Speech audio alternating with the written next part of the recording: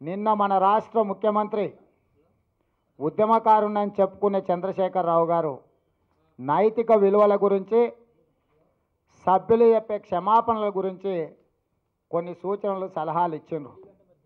వాటికి సంబంధించి కూడా కొన్ని వీడియోలను పాత్రికేయ మిత్రులకు చూపించి ఆ వీడియోలు చూసిన తర్వాత సంపూర్ణంగా వాటి మీద మిత్రులకు అందరికీ కూడా నా యొక్క అభిప్రాయాన్ని, నా యొక్క ఆవేదనను మిత్రులందరికీ చెప్తా. కాబట్టి దయచేసి ఎలక్ట్రానిక్ మీడియా మిత్రులకు అందరికీ కూడా విజ్ఞప్తి, ప్రతిదీ అందరూ లైవ్ పెట్టి ఈ వాస్తవాలను రాష్ట్ర ప్రజలకు తెలియజెప్పాల్సిందిగా విజ్ఞప్తి చేస్తున్నా. వీడియో స్టార్ట్ చేయ నరేష్. నువ్వు ఎర్రబలి తెలంగాణ ద్రోహులు ఇప్పటికైనా నీ అడ్డగోలు అరుపులు ఆపకపోతే పవన్ కళ్యాణ్కి ఎట్లయితే గుండు గీకిండ్రో మీకు కూడా తెలంగాణ ప్రజలు అట్లనే గుండు గీకుతారు.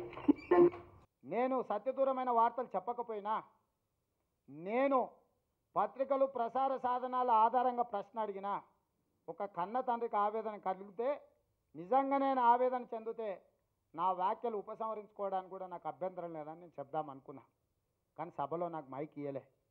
కానీ ఈరోజు ఈ రాష్ట్ర ముఖ్యమంత్రి నేను అడుగుతున్న సూటిగా, మీరు 14 సంవత్సరాల తెలంగాణ ఉద్యమం చేసి రాష్ట్రాన్ని సాధిస్తే మీతో పాటు ఎంతోమంది సహకరించిన రాష్ట్రం రావడానికి.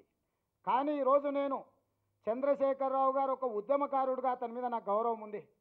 కానీ ఒక ముఖ్యమంత్రిగా ఈ స్థాయికి దిగజారుతాడని నేను అనుకోలేదు. ఏ నైతిక విలువలు, చంద్రశేఖరరావు గారు ఒక అమ్మాయిని పెట్టి నా మీద ఇలాంటి ఆరోపణలు చేయించి ఇంత దుర్మార్గంగా చంద్రశేఖరరావు గారు దిగజారుతాడని నేను కలలో కూడా అనుకోలేదు. నేను ఈరోజు ఆవేదనతో మాట్లాడుతున్నా. శాసనసభలో కాదు, బయట ఎక్కడైనా ఏ విషయంలో అయినా పోరాడడానికి వెనక్కి. కానీ మాకు కూడా చంద్రశేఖరరావు గారికి ఎట్లయితే కుటుంబ సభ్యులు ఉంటారో, భార్య పిల్లలు ఉంటారో, మాకు కూడా భార్య పిల్లలు ఉంటారు. ఈరోజు చంద్రశేఖరరావు మా మీద ఒక అమ్మాయిని పెట్టి సత్యదూరమైన వార్తలను ప్రసారం చేయించి ఈరోజు ఇంత అవమానిస్తున్నాడు. యూట్యూబ్లో లోడ్ చేసి రోజుకు 2 గంటలు చంద్రశేఖరరావు గారు నేను ఫేస్బుక్ మీద ఉంటానని ఆయన్ని చెప్పిండు. ఇట్లాంటి ఆరోపణలు అమ్మాయిలతో చేయించి నేను అడుగుతున్నా, తారా చౌదరి గారు ఎక్కడైనా ఉండొచ్చు, ఆవిడ కూడా ఒక తండ్రి కూతురే కదా. ఇప్పుడు మాట్లాడిన ఆడపడుచు కూడా ఎవరైనా అయి ఉండొచ్చు, ఏదో ఒక తండ్రి కూతురే కదా. కేవలం నీ రాజకీయ స్వార్థం కోసము ప్రత్యక్షంగా నా మీద పోరాటం చేయలేక ఈ స్థాయికి చంద్రశేఖరరావు గారు దిగజారుతాడా నేను అడుగుతున్నా. నేను ఎందుకు ఈ ఆరోపణ చేస్తున్నా అంటే, మీరు మీ కుటుంబ సభ్యుల ఆధ్వర్యంలో టీ న్యూస్ నడుస్తుంది. అదేవిధంగా తెలంగాణ ప్రజల గుండె సప్పుడు అని చెప్పి నమస్తే తెలంగాణ తీసుకొచ్చారు.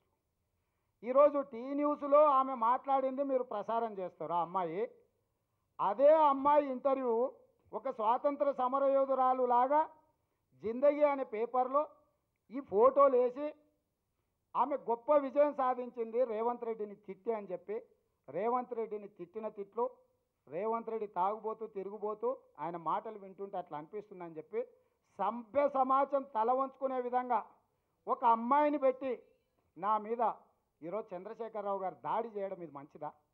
తెలంగాణ ప్రజలు ఆలోచన చేయండి. చంద్రశేఖరరావు గారు ఎంత నీచ స్థాయికి దిగజారి ఈరోజు రేవంత్ రెడ్డిని అవమానిస్తున్నాడు.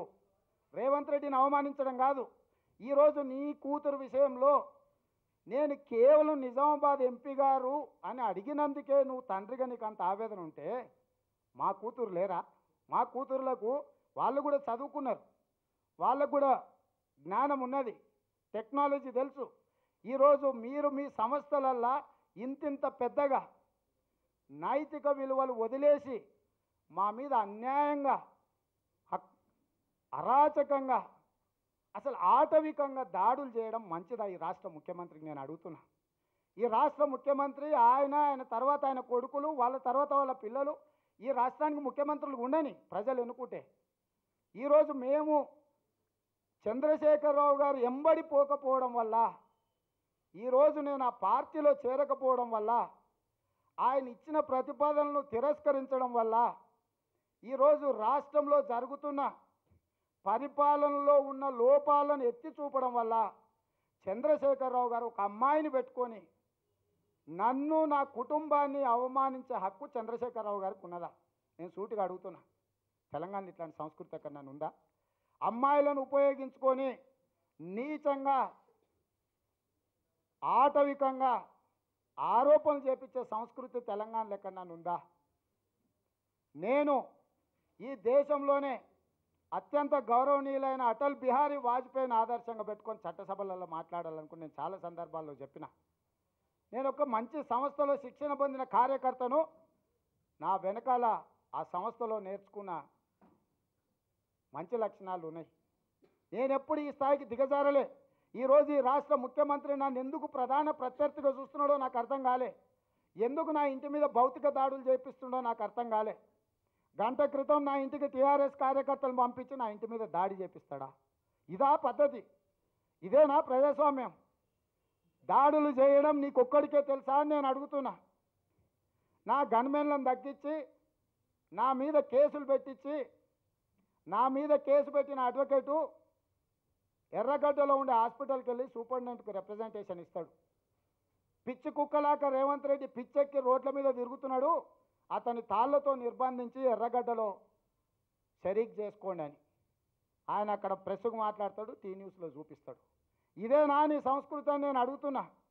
ఇదేనా తెలంగాణ తెచ్చుకున్నది ఇందుకోసమేనా అని నేను అడుగుతున్నా. తెలంగాణలో తెచ్చి తెలంగాణలో ఇంకెవ్వరి గొంతు ఉండొద్దు. రాబోయే 50-60 ఏళ్ళలో 100 ఏళ్ళలో నీ కుటుంబమే ఈ రాష్ట్రాన్ని ఏలుకోవాలనా అని నేను అడుగుతున్నా.